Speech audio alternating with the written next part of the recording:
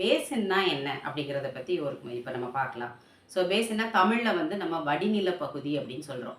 வடிநில பகுதி அப்படின்னா இப்போ வந்து ஒரு பேசின்னா இப்போ நீங்கள் இதையே ஒரு பேசின்னு வச்சுக்கோங்களேன். இது ஒரு ஒரு கிண்ணம் மாதிரி.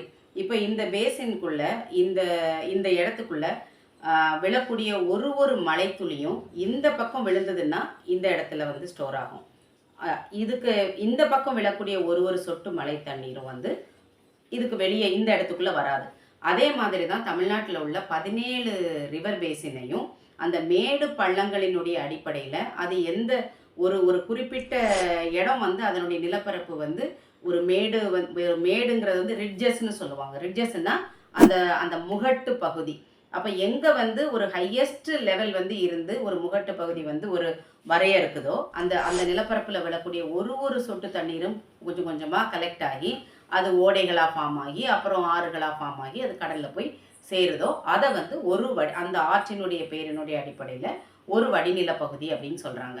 ஸோ இந்த மாதிரி நம்மளுடைய தமிழ்நாட்டை பொறுத்த மட்டும் 17 வடிநில பகுதிகள் வந்து இருக்குது. அந்த வடிநில பகுதிக்குள்ள துணை வடிநில பகுதிகள் பிரிக்கிறாங்க.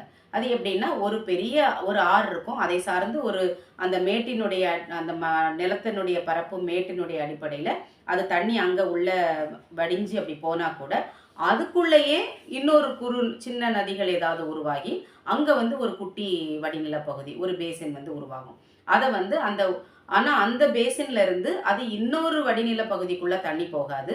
ஆனால் ஒரு பெரிய வடிநில பகுதிக்குள்ளே இருந்து துணை வடிநில பகுதியிலேருந்து இங்கேருந்து அங்கே அளவுக்கு அதிகமாக தண்ணி வரும்போது இங்கேருந்து அங்கேருந்து இங்கே நம்ம வந்து இன்டர் பேசின் டிரான்ஸ்ஃபர் வந்து ஈஸியாக கொண்டு போக முடியும். ஏன்னா அதை ஓரளவுக்கு பார்க்கும்போது அந்த மேடு பள்ளங்கள் வந்து ஓரளவுக்கு வந்து அது தண்ணியை கொண்டு போகக்கூடிய ஒரு சூழலில் இருக்கும். ஸோ அதன் அடிப்படையில் தான் தமிழ்நாட்டில் 17 வடிநில பகுதிகளும் அந்த 17 வடிநில பகுதிக்குள்ளே நிறைய துணை வடிநில பகுதிகளுமா பிரிச்சிருக்கிறாங்க. அந்த அடிப்படையில் இப்போ நமக்கு வந்து மேற்கு தொடர்ச்சி மலை அங்கேருந்து வந்து ஆரல்வாய்மொழி பகுதியில் வந்து அது அந்த திசை மாறி தென்காசியை நோக்கி போகுது. அப்போ இந்த மேற்கு தொடர்ச்சி மலையினுடைய அந்த பகுதியில் பெய்யக்கூடிய மழை, அந்த பகுதியில் விழக்கூடிய ஒரு மழை துளியும் கோதையாறு வடிநில பகுதிக்கு போய் சேருது.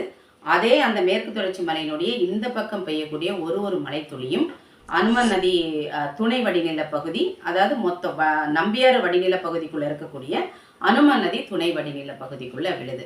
ஸோ இந்த 2 வடிநில பகுதிகளையும் பார்க்கும்போது கோதையாறு வடிநில பகுதி அளவுக்கு அதிகமான மழை பெய்யக்கூடிய, ஏன்னா அந்த மேற்கு தொடர்ச்சி மலை நிறைய அடுக்கடுக்காக இருக்கிறதுனால அந்த மழை பிடிப்பு பகுதி நீர் பிடிப்பு பகுதி ரொம்ப அதிகம்.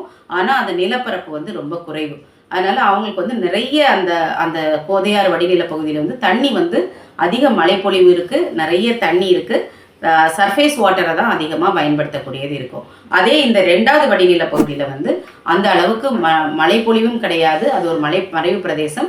அதே மாதிரி தண்ணியும் வந்து மேலே சர்ஃபேஸ் வாட்டர் வந்து எப்போவோ மழை பெய்துச்சுன்னா கொஞ்சமாக அந்த கேட்ச்மெண்ட் ஏரியாவிலேருந்து வரக்கூடிய தண்ணியை தான் எடுத்து அந்த விவசாயிகள் பயன்படுத்துவாங்க.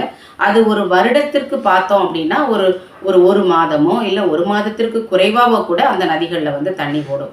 இதே கோதையாறு வடிநில பகுதியில் இருக்கக்கூடிய எல்லா நதிகள்லையுமே வருடம் முழுவதும் 365 நாளும் வந்து தண்ணி போகக்கூடிய ஒரு சூழல் இருக்கும். ஆனால் நம்பியார் வடிநில பகுதியில் எந்த ஆறுகளுமே வந்து வருடம் முழுவதும் தண்ணி போகக்கூடிய ஆறுகள் கர்மேனியார் ஆகட்டும், நம்பியார் ஆகட்டும், அனுமன் நதி ஆகட்டும், எதுவுமே வந்து வருடம் முழுவதும் தண்ணி போகக்கூடிய நதிகள் கிடையாது. அதனால இது வந்து எப்போவுமே பக்கத்து பேசினா இருந்தாலும் இது வந்து ஒரு வறட்சியான வடிநில பகுதியாக தான் இது கருதப்படுது.